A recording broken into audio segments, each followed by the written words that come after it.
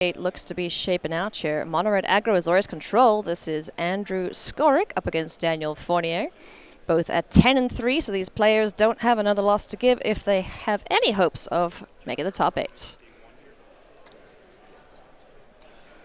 So we're going to get to show you this match from the start. So very first play of game 1.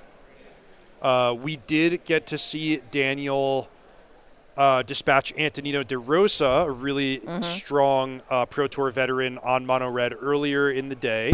So we know that this Azorius deck, it's not a sitting duck. It can keep pace.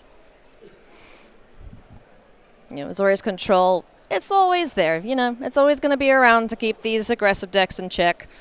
I remember at one of the last events that I commentated, I'm not sure if you were there at that one, but Chris Botello was in the finals up against Percy Fang. Had everything he absolutely needed, authority consoles out of the board, had a bunch of removal, and still that deck just went absolutely ham. This was before the bans, so understandable, but yeah. I think Azorius control will be a little more comfortable that a couple of those red cards are out of the format. Yeah, right. Definitely glad to get just that tiny bit of extra breathing room, time to cast your stock ups. But so Daniel with kind of the ideal control mage start. I'm going to use my No More Lies on just absolutely anything I can counter. I'm going to take my window to stock up and set up my hand, and then I'm going to try to not let the shields down again after this. Andrew with sort of a crucial... Well, actually, Andrew was on the draw, so no missed land drop. Just what we're seeing is Daniel appropriately taking advantage of that advantage of going first. Yeah, definitely one step ahead at the moment, not 3 steps ahead, but here comes a big ol' Hellkite, and that is 4 damage in the air to Daniel Fournier. Yeah, the Nova Hellkite really powerful in its ability to just lower the opponent's life total, but Daniel actually might be somewhat relieved there in that it wasn't Andrew adding to the board presence, and therefore Daniel doesn't have to scramble to tap out and answer these threats, and instead he can just pass with open mana, ready to counter anything that Andrew might deploy. I got really excited because he's also playing O'Hare Asheneel. Oh yeah, this actually looks... It's a ping and ding deck! Woo! Ping and ding. It looks really similar to Antonino De Rosa's deck with the Scalding Viper, the blue splash. For the steam clean. He's got his own laundry service there. So that's sweet. Oh, I'm happy to see that. So Razorkin Needlehead on the board here now for Andrew. Little Bastionorp got lost, but there's some map tokens to help out as one more creature is sent away. Is that Essence Scatter? Yeah, just taking care of the Razorkin, so no more ding in there, unfortunately, for Andrew. I've been quite impressed by Essence Scatter out of Daniel's deck. I mean, that card is basically as old as the game of Magic. Yeah. Before Essence Scatter, it was called Remove Soul. And it's always kind of a fringe option, right? It depends what creatures people are playing with, if there's enough consistent targets. But for this tournament, it has looked excellent. Oh, absolutely. You know, a lot of people tend to prefer... the modal counter spells nowadays because they want to have more than just one use out of it. But I mean, Essence Scatter has found a target in every matchup we've seen Daniel have it. Yeah, and if you look at Daniel's deck, it's like a couple copies of No More Lies, a couple copies of 3 Steps Ahead, a Null, Essence Scatter, some sideboard counter spells. So with that healthy mix, it gives him the option and the opportunity to line up the right answer against the right threat. So, I'm going to see so much of my deck with stock up and consult the star charts, set myself up with one defensive measure against anything you might throw at me, line up the right tool for the right job, and that's sort of the control player dream to get to the end game and just lock things up. Absolutely. Now we see the lands coming into play here for Daniel. Meticulous Archive doing some surveilling, and we see a Seam Rip there take care of the little Hired Claw. The fish there from Fountain Port on the end step, able to get in. No, not this time around. Able to attack, but is just going to hang out for the time being as the turn passes back to Andrew.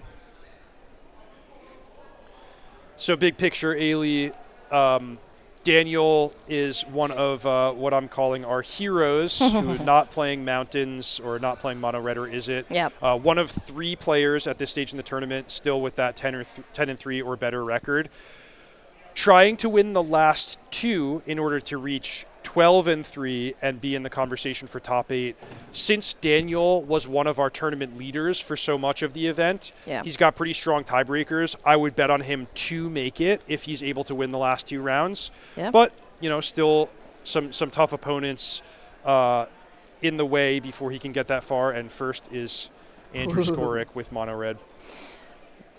Definitely a tough task here ahead of Daniel, but he'll feel a little bit more comfortable with Elspeth Stormslayer down on the board, making some extra tokens here. Now we are pumping out 2 fish a turn if needs be from Fountainport. Any other token creators, they're going to have a good time now. Game 1 certainly looking good for Daniel, the uncontested Elspeth, the high life total getting to this stage in the game. So he's hoping he can notch Game 1, reach for his sideboard, bring in all his defensive measures, and advance to 11-3 when all is said and done. Screaming Nemesis hits the board here now with the Hired Claw. How's Andrew feeling? Frisky? Yeah, we're turning things sideways.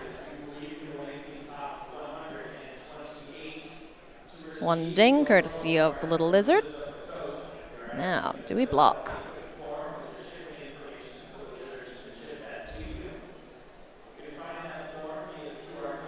So one consideration is just all 3 blocking the Hired Claw. That will probably beat the Hired Claw in combat. And then blocking Screaming Nemesis, not super appealing anyway, because it means you lose a token, you take some damage anyway. Maybe it boxes you out of gaining life for the rest of the game. But Daniel actually says, okay, I'm not planning on gaining life. I just want to take the minimum amount of damage. And actually double blocking the Hired Claw, he's saying, look, if you want to pump up the Hired Claw and win this combat, I am totally cool with you doing that, because it means you're not spending your mana playing another threat. And I believe I can beat what's on the board. I just don't want you to add another creature this turn. Nice. So, making Andrew decide whether or not to keep a creature on board or get another one out of hand. So, both of those survive combat. Daniel takes another ding from Screaming Nemesis' ability, and Day of Judgment cleans up the board nicely. Yeah, so there you see exactly why Daniel just made the most defensive play possible to take the least amount of damage, because he was planning on Day of Judgment. That's his best, cleanest answer to Screaming Nemesis. Re-up with Elspeth's +1 ability, and he's sitting pretty comfortable at 11 life. Yep. Andrew now turns to Soulstone Sanctuary, one of these newly created soldiers from Elspeth. Takes the full force of that attack. And the follow-up here of the Scalding Viper. Okay. Hey, let's see if this guy gets to survive. So electing to just straight up cast the Scalding Viper rather than Steam Clean, which you could have Steam Cleaned a token and then it would just never come back. You could have Steam Cleaned the Elspeth and say, all right, Daniel, you're going to get your Planeswalker, but let's make you use your whole turn to do it.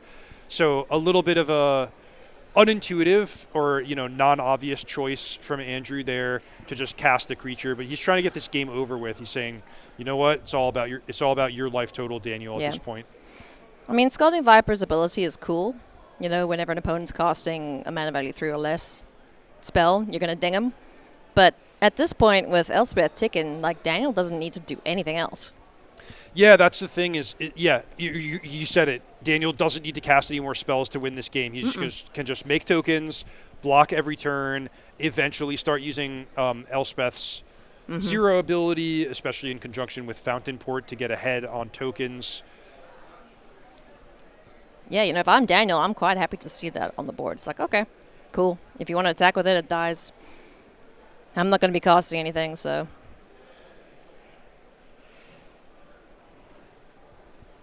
And the rate at which you're losing creatures is just 1 to the Soulstone Sanctuary each turn, unless we see a triple block here. Andrew is...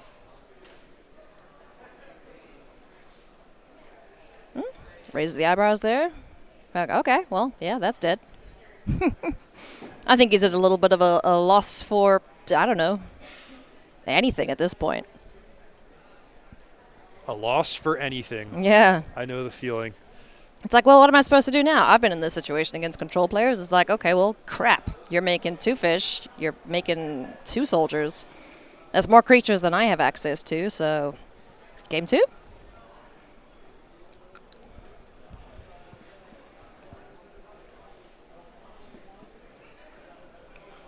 Now the fishies get swinging. When the Azorius control player starts attacking, you have probably lost the game. Yeah, just sort of the academic stage of the game here, and Andrew sees it, probably drew another mountain there, and he's ready for the next one. Alrighty. Let's go to the sideboards here. We'll take a look at Andrew's first and foremost. What does he want out of the sideboard? Well, Chandra Spark Hunter, that jumps right off the page in terms of, often the best thing you can do against a control deck is diversify your threats. So in game 1, it's, hey, I've got a Hired Claw, a Screaming Nemesis, a Soulstone Sanctuary, a Scalding Viper. Oops, I lost them all to Day of Judgment. But if you can have instead, a combination of creatures on the battlefield, a Planeswalker ticking up, some burn spells or warp creatures waiting in the wings, that makes it as difficult as possible on the control player, where he can spend his whole turn Day of Judgment, but then Chandra is just going to keep unloading damage, rebuild your battlefield immediately. Yeah. So if Andrew can resolve that on sort of an uncontested battlefield, that's going to go a long way towards winning the game. Sunspine Lynx is pretty nice if he can resolve that and just get more reach in the form of damage directly to Daniel's life total, because I think a common dynamic is he's going to get the control player pretty low with the quick rush of creatures, but then Daniel is going to start to take over with Day of Judgment, with Elspeth, whatever it might be, and then the question becomes, can you actually close the game from that low life total? And then always a big part of sideboarding against control is just getting rid of those low impact cards. If Andrew has like Torch the Tower or cards that are specifically targeted at killing creatures, reducing the number of those in favor of just more proactive threats is going to serve him pretty well. Okay, and then from Daniel's side of things, if he wants to quickly 2-0 this matchup, those first 4 cards, those are all coming straight in. Beza, Devout Decree, Elspeth's Might. So more ways to gain life and stabilize the battlefield, more ways to kill off early creatures and keep pace. That's exactly what he wants. And then additional options like Overlord of the Mistborns, if he just wants to be able to like drop the hammer and go over the top. He could turn to Negate if he anticipates something like Chandra Spark Hunter coming in. But the rest is more about like sort of rounding out the corners and making sure that he has a well-balanced configuration where he's ready for anything. Nice. Well, that was a pretty sweet game 1. Going to get ready here for game number 2, but in the meantime, as our players get shuffled up, just want to say a big thank you to our sponsors of this event. Big shout out to Beckett and to Dragon Shield. Thank you for sponsoring SCGCon, making this event possible.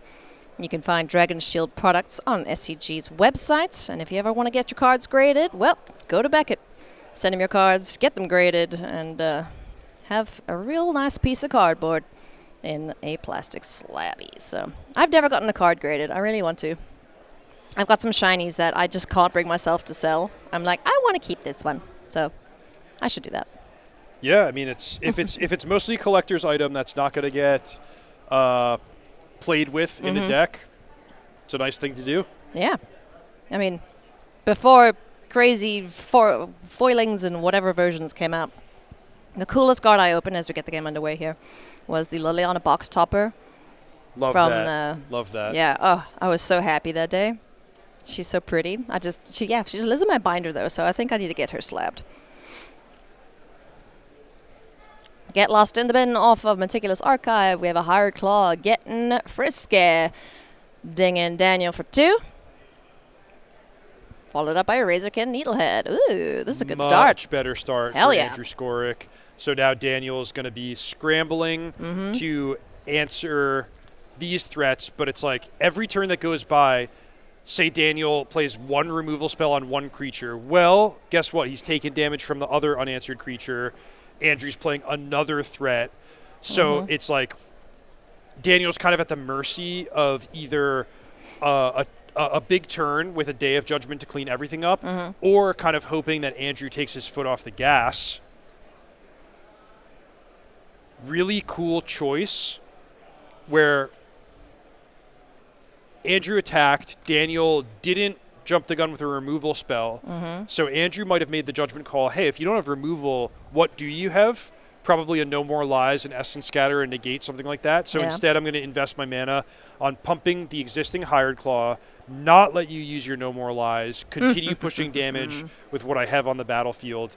I mean, look at this. Daniel's at 11 with only 2 cards having been cast. It's only the 3rd turn of the game.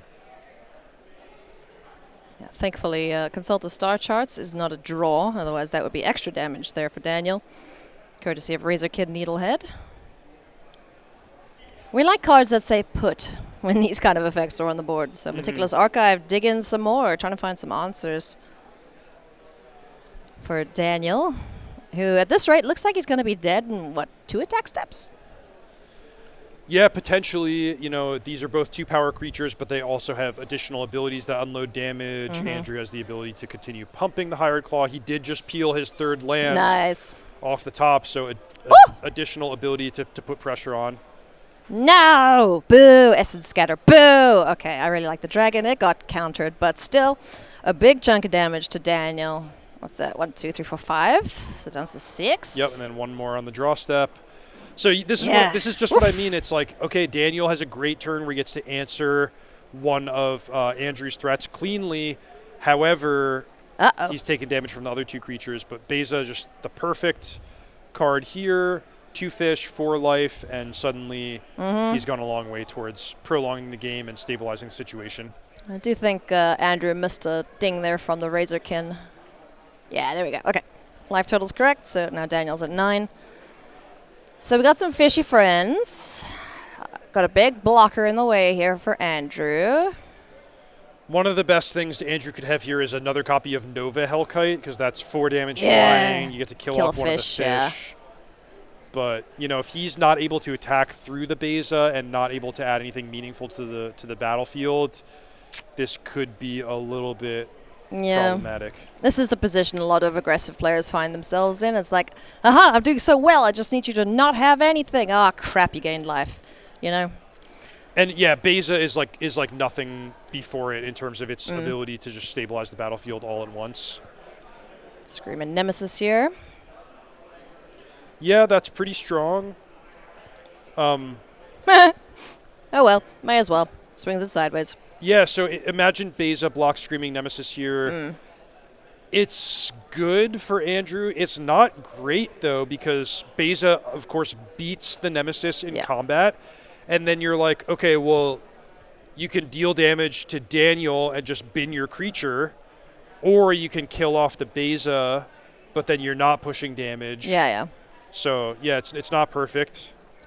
Daniel just decides to chump block there with a fish, so minimizes the damage taken. Also can't gain life now, right?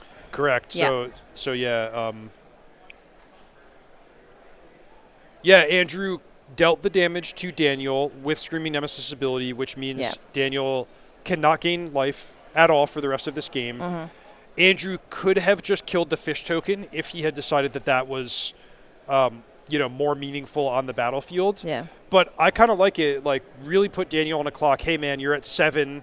You're ticking down every turn with Razorkin Needlehead. Yeah. You still have this Screaming Nemesis to deal with. All of your, techie blue-white control sideboard cards that might be gaining you life, those are turned off. So pressure's on. He's turned up. Absolutely. Because even just with an attack that might not be profitable, in terms of blockers, if Daniel can deploy a couple more, you've got extra damage from being blocked, from the Nemesis being blocked, also from the attack on the Hired Claw, and then every time you're drawing a card, Razorkin is dealing damage. Where is O'Hare Asha Neil? Are you getting frisked? Is this Moose attacking? Yeah. Ooh boy, that smells like Day of Judgment coming. Smells like Day of Judgment. Andrew takes it. So Andrew's probably thinking the same thing. Like, look, he's got a Day of Judgment, but the last thing I want to do is chump block with one-eyed creatures and then give him the flexibility where, like, maybe now he doesn't even need to cast the Wrath. Yeah. So, yeah, of course, Andrew's life total is, like, not the most meaningful thing in the matchup between Mono Red and Azorius Control. Yeah. Oh, okay. Oh, this is spicy. Look at these little guys, these little reptiles. Gonna cause some more problems here for Daniel if he wants to deploy anything cheap. Yeah, really sweet way to rebuild because Daniel's at 7. What's the worst thing that happens? Okay, you Day of Judgment away my 2 creatures. You're taking 2 damage anyway. Yeah. Then I get another window where you're tapped out to unload some more. So the game's very close. Yeah, this is sweet. This little lizard makes me so happy. Which one? Oh, both? Well, that's a snake, so I like the elemental. What's his name? Magebane lizard. He's very cute. And he breathes fire, so he's basically a dragon. He just needs to grow his wings. Good point. Oh, Herr Asher Neil. Oh, Herr Asher Neil. Come on. Probably won't see him, but, you know, a girl can dream. Daniel's doing some quick maths.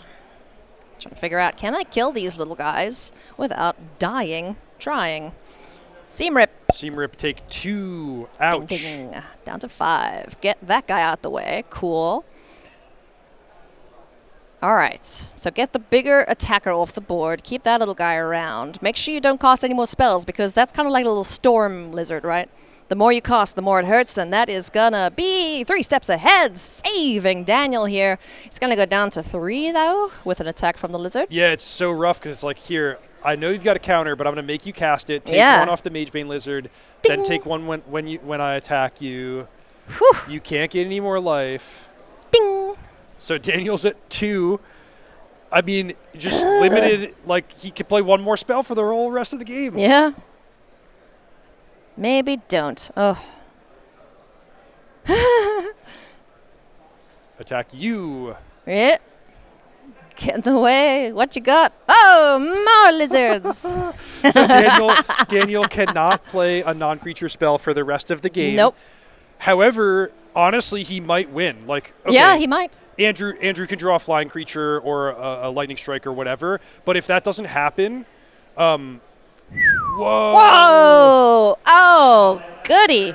Get those little guys out of there. Oh, the Azorius Control player's attacking. You know what that means. Lightning strike? Burst Lightning. He's got 4 of them in the main deck. Come on, Andrew. Oh, no. He's just redeploying those guys. I think it's Is that over. lethal? Yeah, just if he fires plus? up the Restless Anchorage zeros. Yeah, It's sorry. going to be 7 plus 3 plus 6 is 16. So Daniel Fournier advancing to 11 and 1. Or sorry, 11 and 4. 11 and 3. 11 and 3, yeah.